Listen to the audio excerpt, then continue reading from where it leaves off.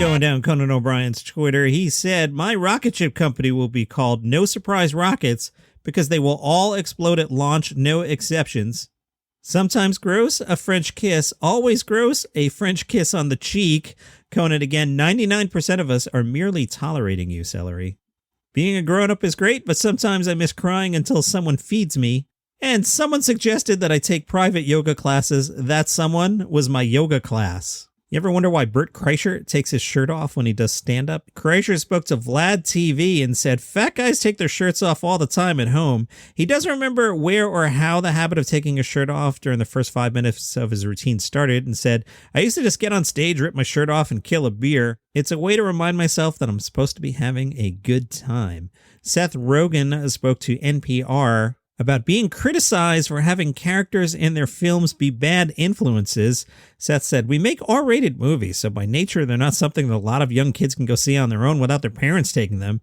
But that being said, I mean, it's something we're more aware of than we used to be, especially now that my friends have kids. There are things, I think, when we were younger, honestly, looking at movies, things like that, our movies, I think we would justify certain things by saying, like, we're not condoning this behavior. Like, sure, the protagonist is doing it, but they're learning a lesson that maybe they shouldn't do it in the end. I think over the years, I've seen more that if your protagonists are doing it, the nuance that maybe they've learned a lesson at some point in the movie, that they shouldn't be doing that is lost on a lot of people. And most people are just like, oh, that's a cool thing to do. So that's something we've become more aware of over the years, I would say. And here's a topic you don't expect, the topic on getting into a car accident and nearly dying while on his first date with his future wife. What? Seth said, I think it probably tells you a lot about the other person very fast. I think you could really get a sense for what someone is like after you've both almost died. And we really still liked each other. We both dealt with it well. Neither of us freaked out. We genuinely cared about the other person's well-being. I think it was really something that made us get to know each other much faster than normal dating. It's like when you see in an action movie, there's two people who've never met and they go through explosions and car chases. By the end of it, they're in love. It was like a very kind of lame version of that. Yikes. The laugh button spoke to Bill Carter about his book, The Late Shift. I love the book. I love the HBO movie. It's on HBO Max. You should watch it. They were like, is it surreal that people are still fascinated with late night after all these years? 27 years after he wrote The Late Shift? Yikes. Bill said, it's crazy, but actually not surprising. Because what I learned from writing the books I wrote about late night and then doing it publicly for them is there's a real deep and biting fascination with this American institution. I think it's an American institution, and people who follow it intensely, and they become very connected to the people they watch. I mean, that phenomenon, which probably started with Steve Allen, but was really intense with Parr and Carson, just continues.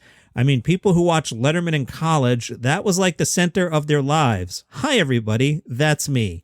They were so into it. Hi, everybody. That's me. And I think it just continues. There's something about the person that comes on, especially those who do multiple shows a week. They're coming into your homes at a time when you're heading to bed. You might be in bed. There's an intimate connection. They reveal themselves in interesting ways.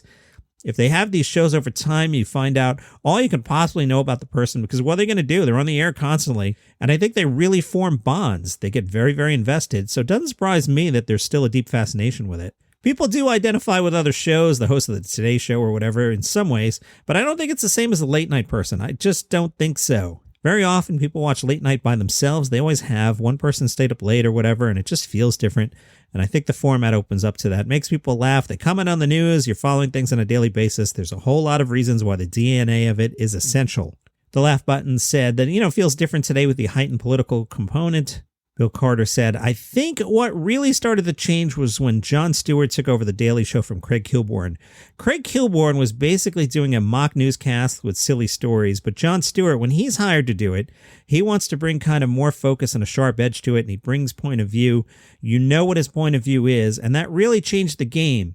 Because Carson, who was constantly commenting on the news, was not exposing his point of view. He was walking the middle, but John did that. And then Stephen Colbert comes on afterward, and he's doing a really opinionated show, but backwards, like reverse image, where his point of view is a fake point of view and his real point of view is the opposite. And I think that started to change the way people would react. In the day when there were just two network shows, and certainly when there was just one, you didn't want to alienate 30 to 40% of the public by showing a point of view. Now Jon Stewart can say, I'm not getting that kind of audience, but the audience I'm getting is very enthused about this show, so I'm going to take a chance and show my point of view.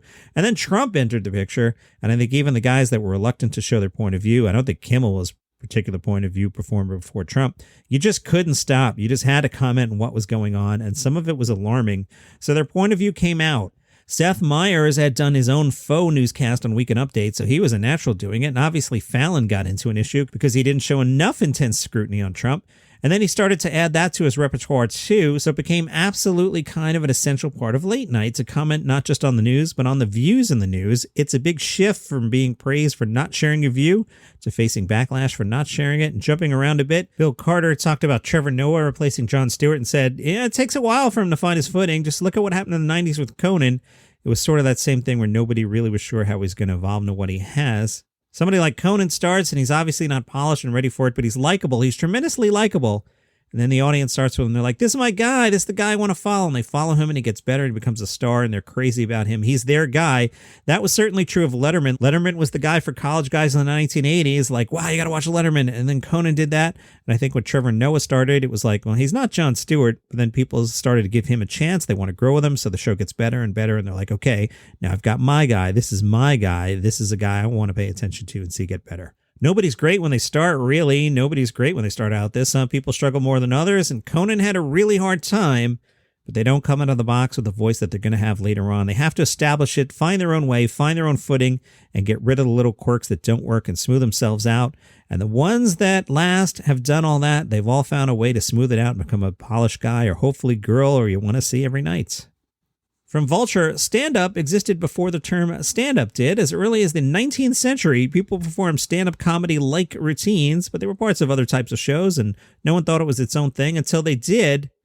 Wayne Fetterman, stand-up actor, USC professor, and contributor to the 100 Jokes That Shaped Modern Comedy, has taken on the task of laying it all out in his new book, which is called The History of Stand-Up. Fetterman talks about around the late mid-1800s, there was one of the more peculiar forms of early stand-up, lectures. Lectures became all the rage. Fetterman says it was called the Lyceum Movement. It was like TED Talks. There was a guy named Artemus Ward who was already famous from writing funny things in newspapers. His real name, believe it or not, was Charles Brown.